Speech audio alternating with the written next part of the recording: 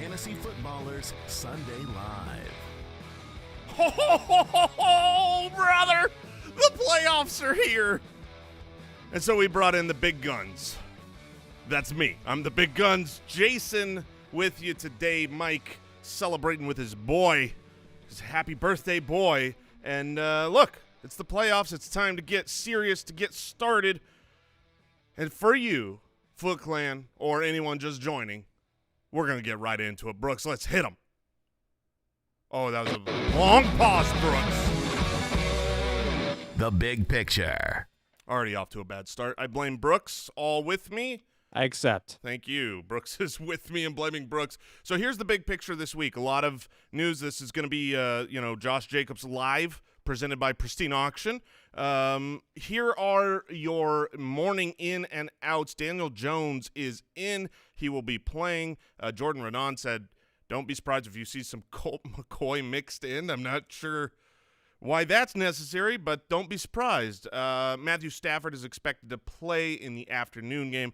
At running back, Josh Jacobs is one of the biggest question marks out there. He is expected to play, and he's good. So do you play him with a bum ankle in not the best matchup? We'll talk about that soon. Christian McCaffrey, he's out. We all knew he was going to be out. If you haven't seen me die in my chair because I am a Christian McCaffrey manager, feel free to look that up on Twitter. This just in. ESPN, unaware that Christian McCaffrey is out, was not able to move him to my IR. Thanks, ESPN. Thanks a lot.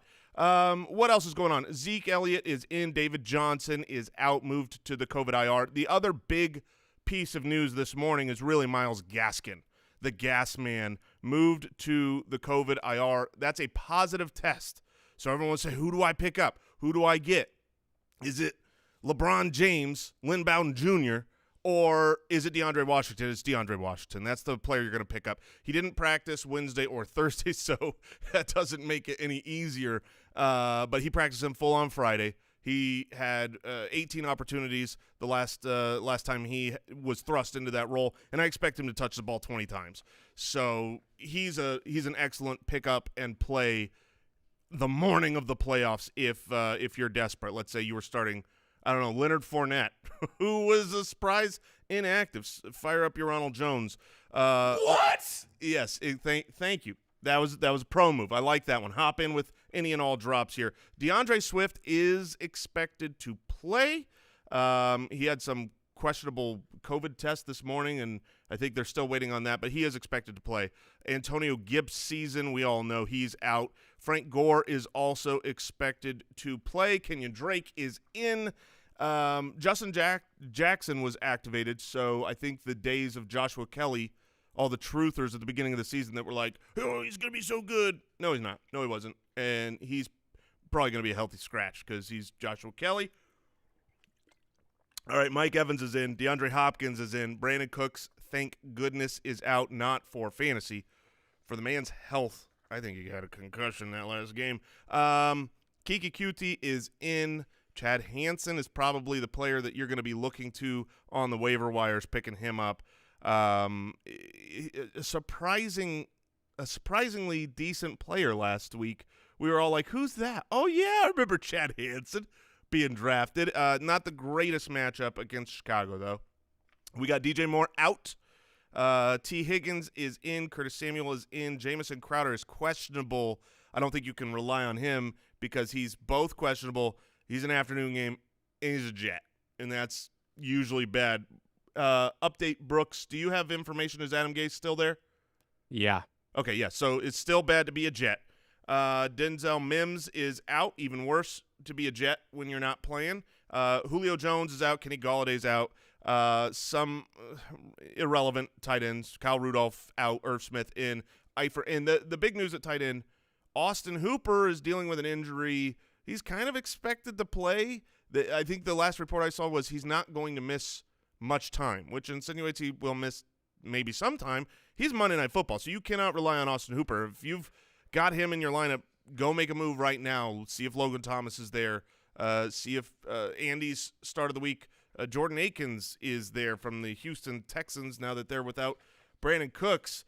That's the big picture. There's not a lot of weather to note. Buffalo is going to be near freezing temperature, 10 degree, but I mean that's just Buffalo weather. Outside of that, it's a little chilly in Chicago. We're good here. I think it's time to bring up the heat. That would be a segue, Brooks. He's so hot right now. Sorry to let you down, Jason. Brooks, I should have hit the drops myself. I should have done them because you're doing a terrible job, and it's unacceptable. I'm hitting the rest of the drops. You want to know who is hot right now? Pristine Auction is hot right now. They're always hot. Pristine Auction, they're sponsoring the Sunday Live here, and they are great. If you're not aware that you can get, like, Christmas is coming up, and you're like, I don't know what to get this person who, like, I'm not sure. Do they like any kind of sports memorabilia? Because you can get, like, signed, autographed, authentic jerseys for something like $55 over there. It's an auction. You bid, and you don't pay unless you win. You can get them. They're going to be incredible. Use the code BALLERS when you sign up at Pristine Auction. All right, Brooks, who's hot right now? As expected, the number one is certainly Josh Jacobs. So we've got Josh Jacobs' conundrum. He's obviously a good player. He's got a more difficult matchup, and most importantly is the ankle issue. You didn't think you were going to have Josh Jacobs. It looked very unlikely he was going to play. Now he's active. So what do you do with Josh Jacobs against the Indianapolis Colts? A little insight into the matchup. Through the first up to week 10, the Colts were the most difficult matchup for running backs. Since that time, they are the third easiest matchup if you're just looking at fantasy points allowed. If you're looking at fantasy points allowed over opponents' average, there's still a plus matchup over the last 5 weeks.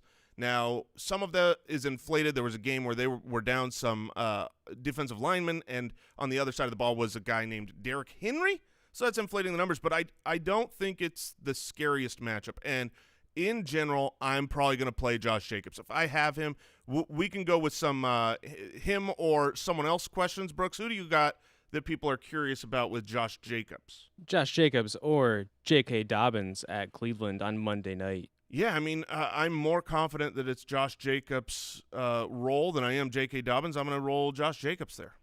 Josh Jacobs or Clyde Edwards-Helaire today at Miami. I think those are the two biggest questionable hurdles. Both could have great games. Both have had good games. Both have been disappointing at times. This might surprise you, but I'm going to go with Clyde Edwards-Helaire because we can't kid ourselves. There is still the option that you get what you got from Clyde Edwards-Helaire. It was like, oh, yeah, he's active. Good. Put him in your lineup. Oh, we're not going to use him. He's a backup. He's an emergency outlet. I don't think that's going to be what happens, but since that's in the range of outcome with Josh Jacobs with the ankle, I think if it's that close, I'm going to go Clyde. Josh Jacobs or J.D. McKissick. And how about in a full PPR? All right, that one is the most difficult one, and I know who this is coming from. This is coming from Al Borland. This is a personal request. I have thought a lot about that one. In a full PPR, it's 100% team dependent because I do think the floor is higher with J.D. McKissick. I expect him to get 8, 9, 10 targets, and in a full PPR, you've got a double-digit baseline of points. And so in a full PPR, if your opponent, you're matched up well, you look like you should be able to, if you just get solid performances, win, then I'm going J.D. McKissick. If you need a high upside, a multi-touchdown game, I just doubt that happens with the Washington football team. So then I would go Josh Jacobs. But if you're in a standard league, it would easily be Jacobs. McKissick is far less important in every way imaginable. And Jason, I know you had your own tough decision with Kenyon Drake this morning. All right, Foot Clan, tilt with me. It was Kenyon Drake, it was Raheem Mostert, and Mike Davis. I have to sit one of them, and I have Kenyon Drake is in. I've decided he's in my lineup. He's I'm gonna ride with him, die with him. But with Mostert and Mike Davis, oh my goodness, I keep going back and forth. I landed on Mike Davis, and then Brooks, I've changed my mind. Oh, I've changed my mind again, and I'm going to not futz with my lineup that was set. I had Mostert in there. Mike Davis is going to be on my bench. He's been less active. I think that 4-week stretch when McCaffrey went down and he was unfathomably good is skewing everybody's minds with Mike Davis, but it is very close. All right, who else is hot right now? So that was actually to lead into the last Josh Jacobs question. Josh Jacobs or Kenyon Drake? I would go Drake, just similar to the Clyde Edwards-Helaire thing. The realm of possibility being that Josh Jacobs could end up, an active scratch, if you will, is still there. That's not there for Drake with his injury. All right, I know we've talked about both these guys on the pod quite a bit this week, but lots of concern for Kyler Murray and Excellent. Josh Stallion. These guys got you here, and I'm going to start them in most situations, but I'm not going to start them in all situations. They're both playing against difficult defenses. Kyler is going up against the New York Giants, who've been outstanding. Larry Fitzgerald is back, which I think is important for this team. We've seen without Fitz some struggles to find that wide receiver too. Christian Kirk hasn't stepped up. Andy Isabella, who's a healthy scratch today, is not DK Metcalf. I don't know if you know that, but you could have, Cardinal Steve Keim, you could have drafted DK Metcalf a few spots ahead when you took Andy Isabella. That was stupid. But I'm if I had to pick between those two, I'm going Josh Allen. But we've talked about it on our podcast a lot. Josh Allen, Tom Brady. I traded for Tom Brady because I've got those two and Josh Allen, the Pittsburgh matchup. But in a difficult matchup last week, Josh Allen was excellent. I am taking the fact that it's very cold in Buffalo, near freezing, 10-degree wind. That's not – I wouldn't take that and downgrade Josh Allen. But when you combine that with the Pittsburgh Steelers defense, he's just one of those guys where I don't see the 40-point game happening against the Pittsburgh Steelers. So, if you're looking at a 20-point game, and this is playoffs, you need those monstrous big blow-up performances. I think Tom Brady has it in him. Off the bye week, Mike Evans is active. Leonard Fournette was a healthy scratch, which is great because he drops everything you throw to him. So, yeah, in that situation, I think those two guys, you're probably going to roll with them. Players that you might play ahead of them, to me, would be Ryan Tannehill and maybe a Justin Herbert. Those guys who have shown the ability to have big performance games and have better matchups. And Who you just answered the next two questions with that last part there of Tannehill and Herbert. I'm professional. But All the right. final one I want to ask is Kyler. It's still Kyler or Josh Allen. How about Taysom Hill in that mix? Taysom Hill at Philadelphia. Yeah, Taysom Hill at Philadelphia is very interesting. He's been solid for fantasy. I still think that his upside is more limited. Obviously, he can run for 50 yards and 2 rushing touchdowns and be a top 10 quarterback. That's possible. But I think they're going to slow the game down. We don't know what Jalen Hurts on the other side of the ball is going to do. So if I had to decide between Josh Allen and Taysom Hill, I'm going Josh Allen. All right, and a quick update on Austin Hooper, not expected to play Monday night. All right. Well, that makes it easy. You should have been pivoting already anyways. Now you have to.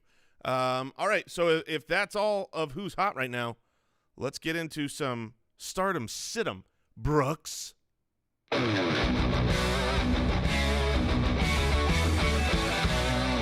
Stardom, sit-em. All right, it's time where I'm coming to your questions. Post them now. If you've posted any questions before, I will never look before. It's only fresh questions, and that's not true at all. So if you posted a question, I'm scrolling through. Let's go with this one. A.J. Brown or Scary Terry? A.J. Brown or Terry McLaurin? You've got Terry McLaurin playing against San Francisco. That's really a neutral matchup. San Francisco hasn't been what they were last year. And you've got A.J. Brown, who was dealing with his own injury from this last week, rolled his ankle. And if I had to select one of them, I think you'd be surprised to see how kind of mediocre Terry McLaurin has been lately. Obviously, A.J. Brown had a poor game outing last week, but I'm going to go A.J. Brown over Terry McLaurin this week because Jacksonville is horrific. And I think the matchup dictates that A.J. Brown should be able to not be tackled. That's kind of his best attribute is, I'm bigger and stronger than you little tiny DBs, and that's what you're going to find. Also, congrats on having that decision. Yeah, I mean, if you've got to sit one of those guys, I see why you're in the playoffs. You must listen to those fantasy footballers, guys. All right, Zeke or Swift? DeAndre Swift obviously was unbelievable before going down to the concussion. Now the matchup is perfect. Zeke has been a major disappointment ever since Dak went down. I get the question. I really do. But I'm going to stick with Zeke.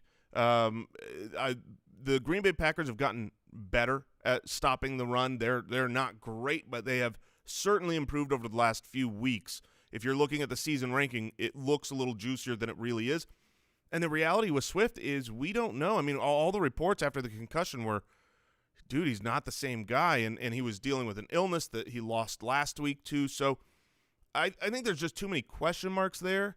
And in the revenge game for Andy Dalton wanting to smash them Bengals, I think Zeke's a good play. So I'm going Zeke over DeAndre Swift this week. Let's see what else. I see a lot of Corey Davis questions. Play him. Play Corey Davis. That's the answer. Corey Davis or, yep, Corey Davis. This is why I also like Ryan Tannehill. I mean, I'm going to start all my Titans this week. Let's see. So we got J.K. Dobbins or Chase Claypool. Dobbins has been obviously electric, but unfortunately hasn't inherited the role that we all want him to fully take over. Now, this is a divisional game. This is extremely important for the Ravens to win. And I definitely can see this being the game where they get back to it and say, okay, Dobbins, you're clearly our best runner. Mark Ingram is not, and we're going to give you the ball. That being said, that's the coaching fallacy that we all fall victim to. The hope of, well, this is what I would do, and if that happened, it would be awesome. But Chase Claypool's just been good. He's been really good. He's utilized around the goal line, even as a running back, which is very frustrating. As a James Conner manager, I can tell you that. I'm going to go with Claypool. I think Buffalo and Pittsburgh, it's an exciting game. It's got one of the higher over-unders, so I think Claypool probably gets in for another touchdown. He's been a touchdown machine so far this year. All right, the Chicago defense or the Arizona Cardinals defense? Do you get a lot of defense questions often? This might be the first one ever. You're welcome, Foot Clan. Mike just disrespecting the defenses. So you got the Arizona Cardinals against I would guess, limited Daniel Jones. I don't think you're going to see the 80-yard touchdown run that he likes to do because of his hamstring issue. And then, of course, Chicago's playing against Houston, which looks bad, except now Houston has no David Johnson. Houston has no Brandon Cooks. Houston has no Will Fuller. Chicago is a better defense. I'm going to go Chicago. It's at home in a cold game. I'm going Chicago for the defense. I'm probably right. You're welcome. Let's see. Another question. Duke Johnson or Frank Gore? Oh, man. The battle of the gross. The battle of the backups. I guess, was Frank Gore ever, Frank Gore's been the starter the whole time. That's how I view it. If Adam Gase is there, Frank Gore's the number one. If it was on the roster was Derrick Henry and Frank Gore and Christian McCaffrey healthy, it'd be like, Frank, you're first. You're up. Veterans respect.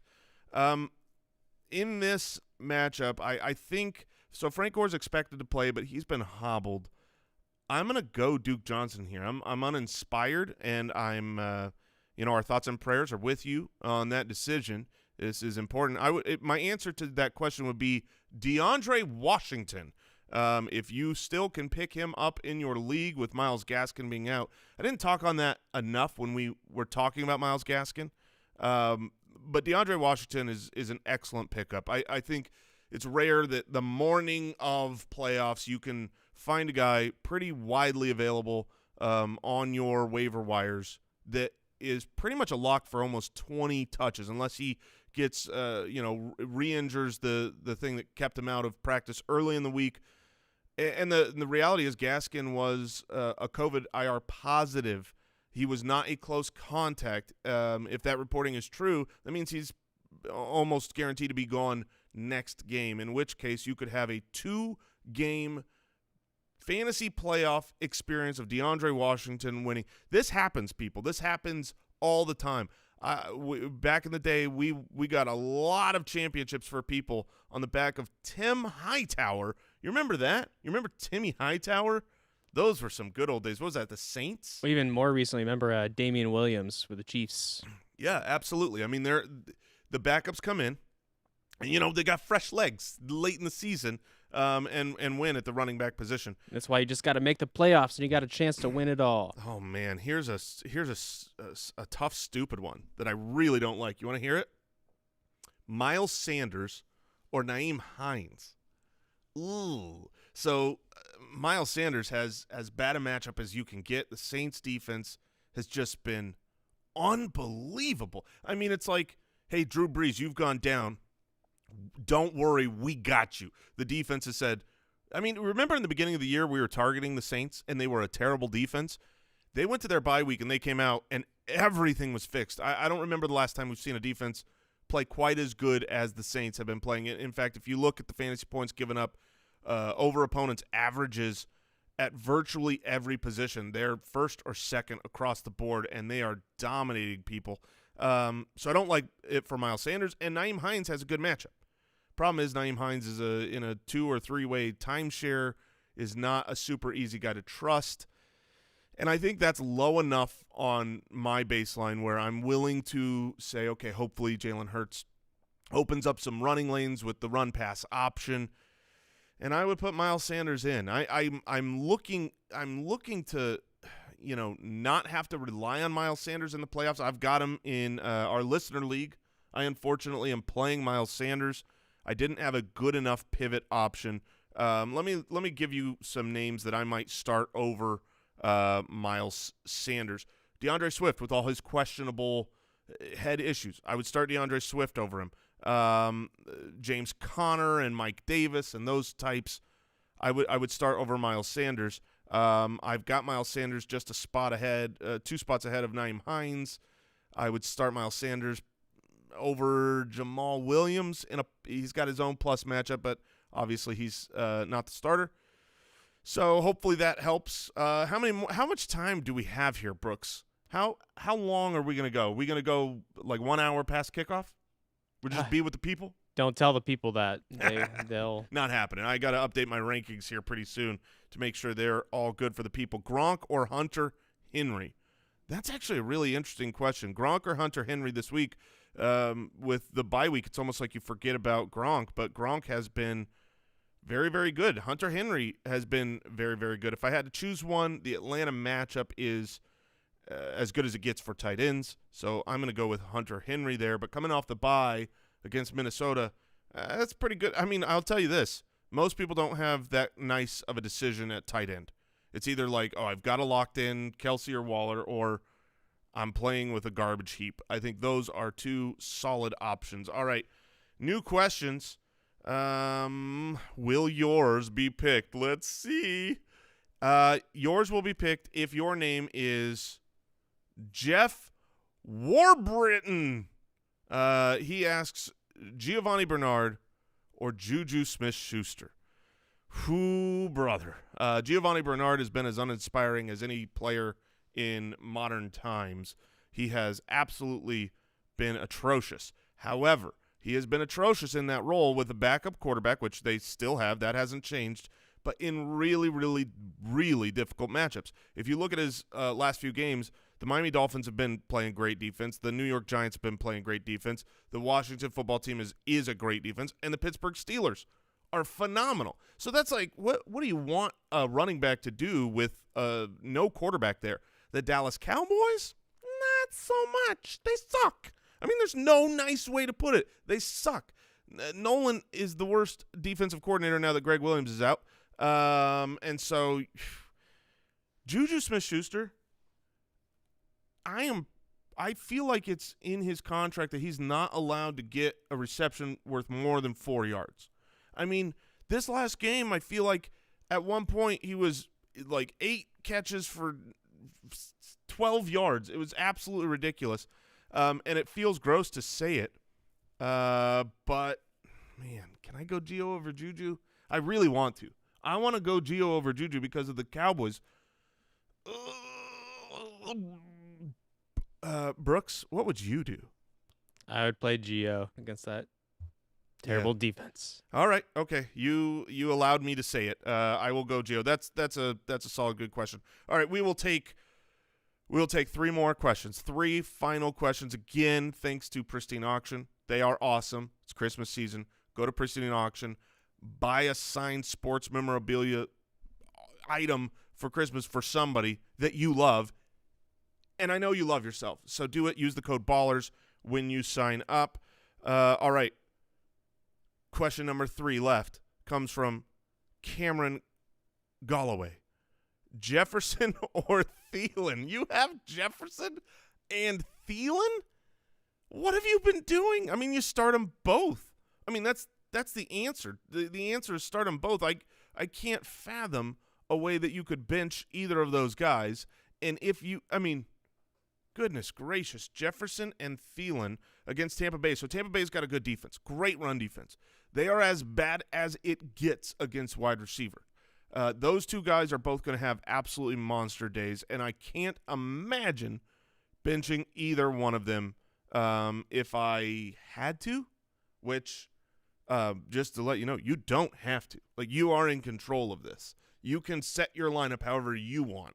And I would put both of them in the lineup. If I had to bench one, I'd bench Justin Jefferson. I mean, they're start them both, please. All right, second to last question we got here is going to come in from – oh, okay. All right, Matt Rogers. Matt Rogers has a question because we haven't really talked about Kiki Cutie, and he's got a Kiki Cutie or Clyde Edwards-Helaire question.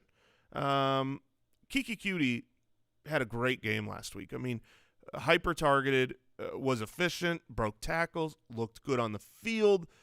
And now with Brandon Cooks being, inactive today, QT should get a lot of targets. But I'm really hesitant to buy in. The Chicago defense is solid.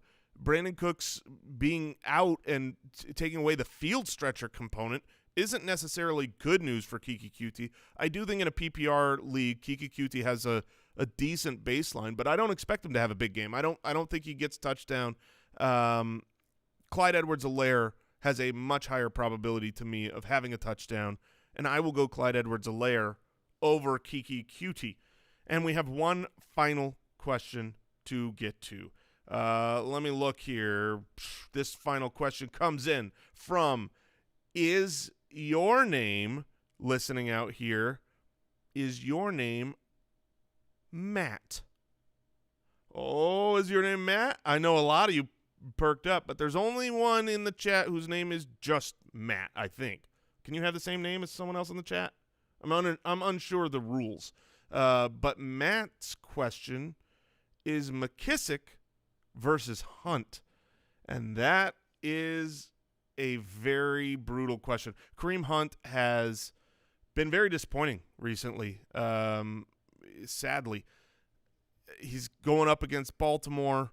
J.D. McKissick, we haven't talked about him a ton, but his baseline with Gibson being out is so high in a full PPR league. If this is half PPR or standard, I'm definitely going Hunt. I'm going to take the talent. He's still breaking tackles. He still can have goal line opportunities, even against a tough matchup. Calais Campbell for the Ravens didn't look the same last week, so you might be able to run a little bit easier on the Ravens than what your normal expectation is. In a full PPR league where you're just going to be watching, you're like, point, every screen pass, every little dump off, then I think the baseline is higher for McKissick. But if you look at that and you go, okay, the baseline is higher, you're guaranteed 10 points. What are you guaranteed for Hunt? Like 8? I mean, if you're talking about just the floor, they're not too far apart. But I do think the ceilings are further apart. Hunt has the ability to break a game wide open. The Cleveland Browns have been on fire. This is a really exciting divisional matchup. I'm going to go Kareem Hunt in all formats over J.D. McKissick. Smooches, we love you. You're a great option. But this is the playoffs. And this is where I think that's part of what the reason, Brooks, that my personal decision to switch back to Mostert came to in the fantasy playoffs in these weeks. The talent matter. Like, talent and opportunity both matter. But I want the most talented players. And Raheem Mostert is more talented than Mike Davis. Mike Davis has the opportunities. He's going to get the dump-offs. DJ Moore being out. I'm talking myself into Mike Davis. So, Foot Clan, root for both of those guys to be excellent so that I don't make a terrible decision, but I am probably going to go with Mostert. That will do it for Sunday Live. We are wishing you the absolute best in your playoffs. We want you to get that hashtag Foot Clan title. We want to bring it home for you. The playoffs will be good for you this week. That's my promise. I guarantee you win. See you next week.